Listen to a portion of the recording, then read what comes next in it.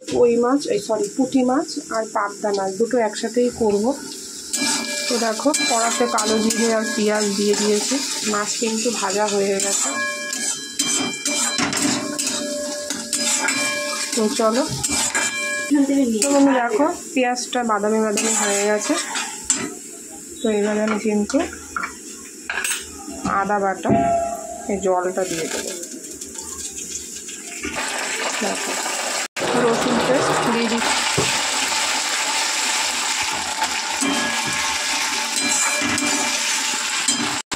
লঙ্কা paste.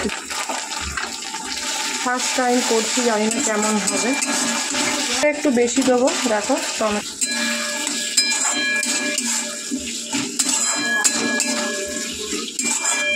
এটা আমার প্রতিদিনের ব্যাপার, টমেটো দিলেই নুন দিয়ে। এটার মধ্যে আদা পেস্ট ছিল, এটার মধ্যে একটা ব্যাটার বানিয়ে নেব। সামান্য একটু ধনে গুঁড়ো, লঙ্কার গুঁড়ো, জিরের গুঁড়ো, হলুদের গুঁড়ো।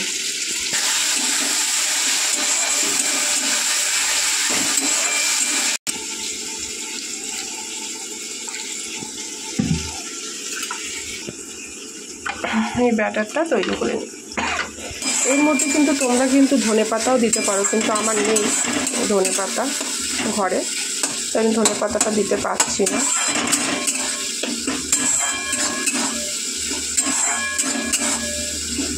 দই, টক দই, ধনেপাতা দুটোই আমার নেই, কিন্তু তোমরা চাইলে দিতে পারো। কই না, পুঁটি পাবদা কালিয়া। এবারে আমি আলুটা দিয়ে দেবো, যেহেতু আলুটা ভাজা নেই সেই জন্য। কেউ যদি চাও আলু নাই দিতে পারো, আমি দিলাম। আমার ছেলে এরকম লম্বা লম্বা করে আলু কাটাটা ভালোবাসে।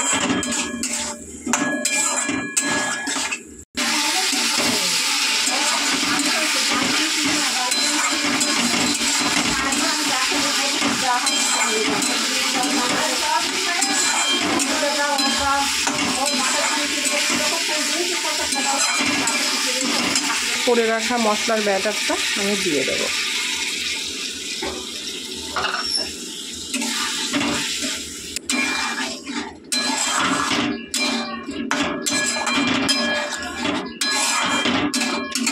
তো দেখো এর মধ্যে একটু নামানোর সময় ধনেপাতা, আর এই সময় যদি একটু টক দই দেওয়া যেত দারুণ লাগতো।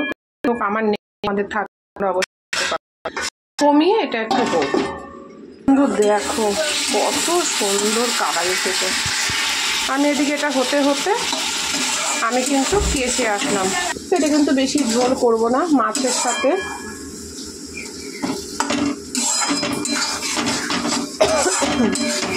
কালারটা শুধু দেখো করছি। তোমরা কিন্তু অবশ্যই ট্রাই করতে পারো, আশা করি ভালো লাগবে। তো দেখো কত সুন্দর কিন্তু কষানো হয়ে গেছে। তোমরা আলু চাইলে নাই দিতে পারো, আমি দিলাম। আর যেহেতু আজকে গেছিলাম তাড়াহুড়ো করতে, সেই কারণে। তো এবার আমি জল দিই।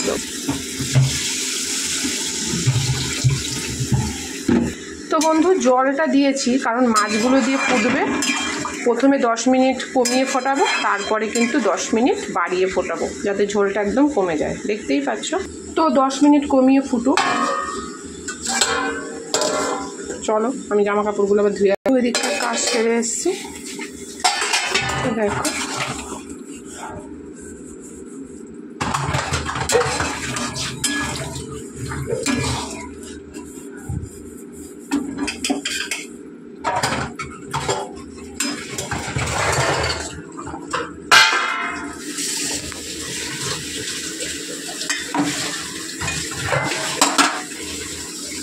এবারে একে একে মাছগুলো দিয়ে দেবো।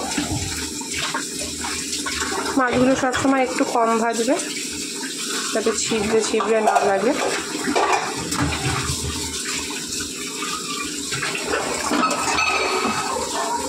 তিনটে পাবদা ছেলের জন্য।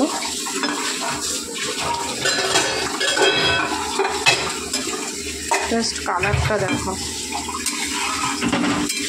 পাবদা পুঁটি ঝাল বাড়িয়ে ফোটাবো, কারণ আলু সেদ্ধ হয়ে গেছে। আমি ঝোলটা কমানোর জন্য কিন্তু বাড়াবো।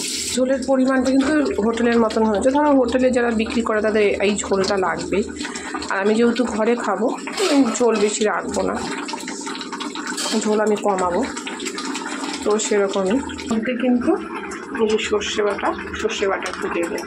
তো এত সুন্দর একটা কালার এসছে। এর মধ্যে আমি সামান্য একদম একটুখানি সর্ষে পোস্ত বাটা দিয়ে দিলাম।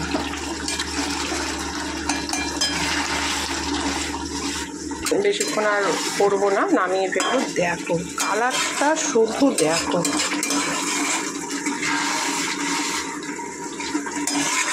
সর্ষে পোস্ত বাটা না দিতে চাও না দিলেও হবে, কিন্তু আমি আজকে পুঁটি মাছ আর পাবদা মাছের কালিয়া করলাম, সর্ষে পোস্ত, পেঁয়াজ আদা রসুন সমস্ত মশলা দিয়েই করলাম, কিছু বাদ দিইনি। তো দেখা যাক আজকে কীরকম খেতে হয়। দেখো কেমন এসছে। তো বন্ধুরা এবার কিন্তু আমি নামিয়ে নেবো। দেখো কালারটা শুধু দেখো। এর মধ্যে যদি একটু ধনে পাতা দেওয়া যেত না বন্ধু, ওহ মাই গড, কি যে হতো খেতে জানো না বন্ধু। দেখো শুধু কালারটা তোমরা দেখো। তোমরা কিন্তু এরকম কালো জিরে ফোড়ন দিয়ে, টমেটো দিয়ে, পেঁয়াজ দিয়ে, কিন্তু টক দই দিয়ে, একটু গুঁড়ো মশলা দিয়েও করতে পারো, কোনো ব্যাপার না, তাতেও কিন্তু ভালো লাগবে। অনেক রকমভাবে করা যায়, তোমাদেরকে আমি একরকমভাবে দেখালাম। আমরা তো পাবদা বেশিরভাগই সর্ষে পোস্ত দিয়ে খাই, তো তোমাদেরকে আজকে আদা রসুন জিরে পেঁয়াজ সমস্ত কিছু দিয়েও করলাম এবং সর্ষে বাটাও দেখালাম। তো রেসিপিটা তোমরা অবশ্যই করে খেয়েও বাড়িতে ট্রাই করো আর বলো কেমন হয়েছে।